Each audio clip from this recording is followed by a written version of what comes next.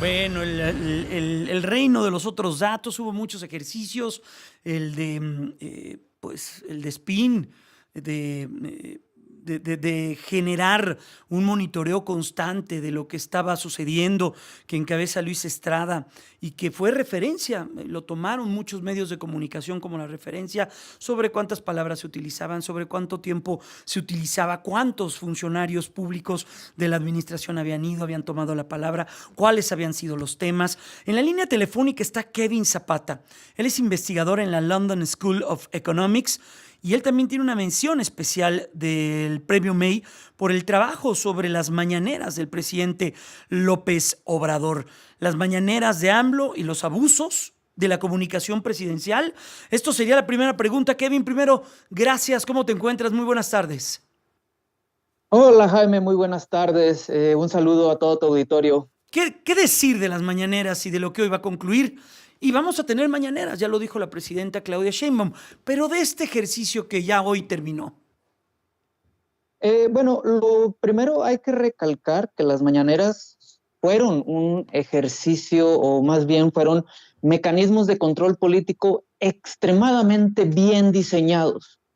Y me atrevo a decir lo anterior porque cumplieron su objetivo, que fueron principalmente mantener la popularidad del presidente, legitimar sus acciones y sobre todo movilizar a las audiencias. Ujú. Estaban muy bien diseñadas porque se ajustaban personalmente a las características propias del presidente, porque los mensajes más allá, y esta es una conversación que tuve con Luis Estrada de Spin en su momento, no era tanto la audiencia en televisión, sino que se utilizaban lo que el presidente llamó las benditas redes sociales para que los mensajes realmente trascendieran los medios tradicionales y se instalaran en audiencias más allá. Y finalmente, porque se obligaba a los medios a darle cobertura a un presidente que estaba omnipresente en la agenda pública. Entonces, tenemos que el presidente estaba comentando sobre todos los temas y él dictaba de lo que se hablaba y en los términos en los que se hablaba. Y, Y hay que, ajá, sí, y pocas veces se podría contrapuntear por el hecho de que cuando algún periodista, alguna colega o colega lo confrontaba quizá con alguna declaración previa o con datos que quizá tuvieran a la mano, el presidente no se salía de ese esquema de comunicación, Kevin. correcto. Mira, una de las cosas que tenemos que entender es que sobre el discurso, más allá del discurso como tal, había una narrativa. Y la narrativa era coherente y seguía una línea muy específica. Contaba una historia de A a la Z. Y era muy simple y estaba cargada de significados, simbolismos, se emocionalizaba la política. Y prácticamente esta historia era muy fácil de comprender para cualquier persona sin importar su nivel educativo, el tiempo que le dedicara, era muy sencillo. El presidente jamás permitió ni que aliados ni detractores le arrebataran la narrativa. Y es por eso que fue extremadamente poderoso para instalar en la psiquis social que la cuarta transformación significaba el rescate de México sobre cualquier otra narrativa o sobre cualquier cuestionamiento. Y es por eso los famosos otros datos. Era una salida, digamos, lingüística, sé que estoy haciendo uso incorrecto de la palabra, Uh -huh. pero para que no hubiera quien le pudiera romper esa narrativa. Y, Entonces, y en ese sentido, Kevin, incluso hasta con los suyos, funcionarios, secretarios de Estado, que quizá en alguna entrevista, en algún artículo, mencionaban algo, el presidente los podía incluso evidenciar y contraponer en la propia narrativa de la mañanera. Y así ocurrió con Arturo Herrera, por ejemplo, en una ocasión que hace unas declaraciones al Financial Times a la mañana siguiente, pues quedan completamente ya nulificadas esas declaraciones. Y así ocurrió en varias ocasiones, a grado tal que incluso a los funcionarios ya no salían a medios de comunicación y se esperaban a la narrativa de la mañanera. totalmente, la narrativa que se manejaba desde las mañaneras dictaba línea. Y por mencionar otro ejemplo, Mario Delgado en su momento criticó la decisión de que se cancelara el aeropuerto. Y después, así como muchos otros funcionarios, se detractaron.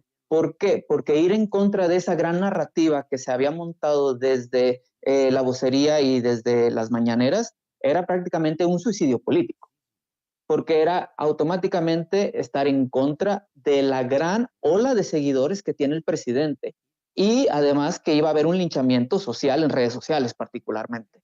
Entonces, ahí es necesario entender que por mucho que hubieran datos que pusieran en cuestionamiento algunas de las acciones o decisiones de política del presidente, estamos confrontando datos con una narrativa cargada de emoción.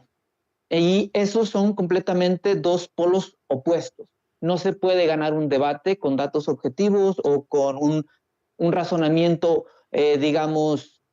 práctico y objetivo, cuando se te está contando una historia en donde te están diciendo que los gobiernos anteriores Sí. te quitaron todo, Oye, que los gobiernos anteriores fueron corruptos. Kevin, pero estamos platicando con Kevin Zapata, él es investigador en la London School of Economics y recibió una mención especial de un premio, el premio May, por el trabajo sobre las conferencias del presidente López Obrador.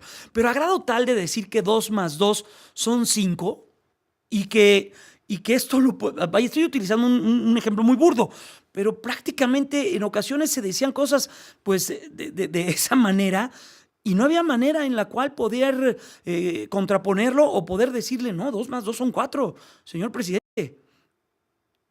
Esto se daba principalmente porque el presidente logró, primero con un trabajo de campo espectacular, y es algo que inclusive Jorge Cepeda Patterson lo rescata ya desde hace mucho tiempo, pero además porque después logró conectar directamente con esas audiencias. Había realmente una simbiosis muy fuerte. Cuando el presidente dijo, yo ya no soy López Obrador, sino soy uno con el pueblo. Ya no me pertenezco.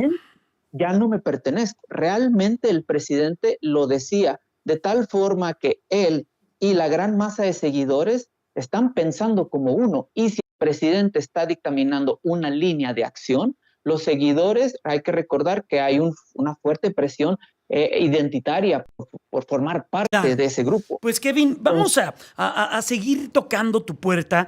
Viene un nuevo ejercicio de conferencias mañaneras. Vamos a darle un espacio para que se aterrice de alguna manera bien y ya tenga una estructura. Y regresamos contigo para que sigamos platicando, ¿te parece? Sí. Claro que sí. Muchas gracias, Kevin Zapata, investigador de la London School of Economics, sobre esto de las conferencias del presidente López Obrador.